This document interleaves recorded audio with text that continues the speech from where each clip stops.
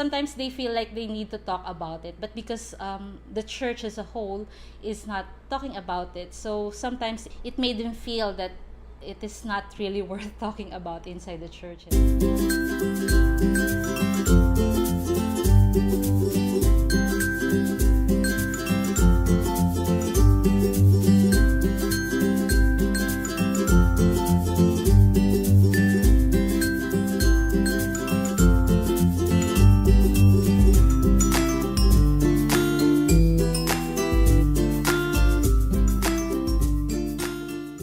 NCCP, through its General Convention in 2015, approved a statement on human sexuality, which is all about really providing spaces for discussion.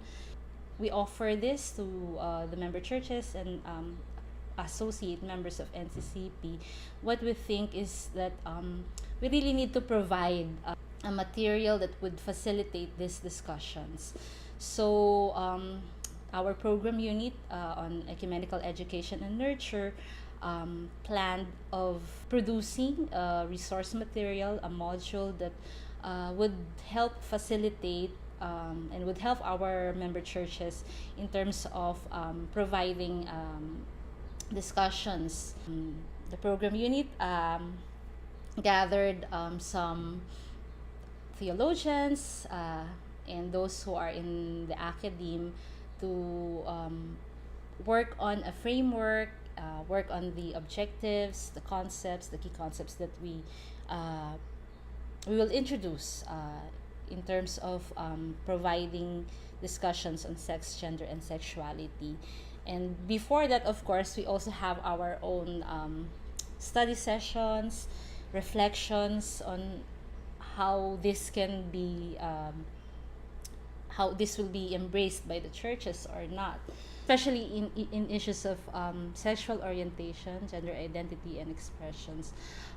This is also something that we really talked about and discussed a lot, because even the writers still have some confusion, especially in the terms that we use, on how we can use a more inclusive terms in dealing with younger children.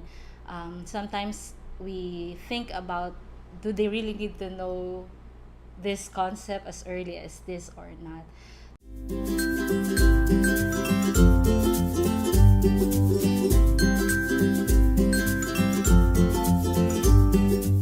In terms of localizing this kind of material, or especially educational material in the Philippines, we really need to have an understanding of these concepts in our context, because it would be very more experiential, especially in facilitating activities. So we might as well really provide something that they can relate to.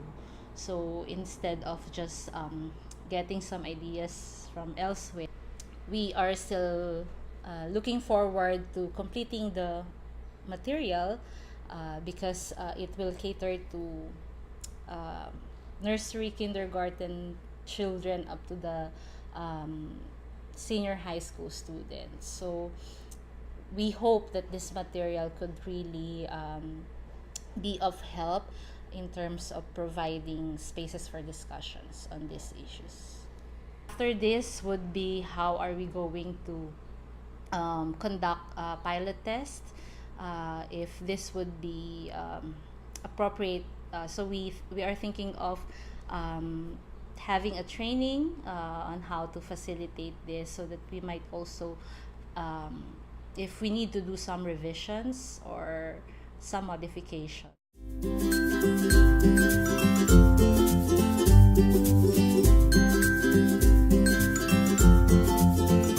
The understanding, theological understanding of the body, actually, it is one thing that I think would also be one of the controversies in terms of accepting this kind of material.